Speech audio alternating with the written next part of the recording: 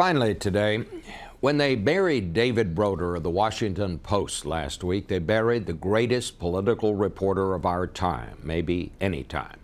Until he died, David was one of the few reporters still working who was here when I came to Washington in 1969, and I shall never forget the first time I saw him.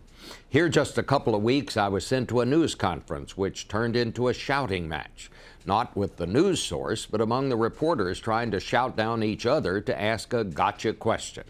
I happened to notice one reporter who had not joined in. He was just listening and writing down what the hapless official was trying to say. It was Broder, who I would later learn never talked when it interfered with listening.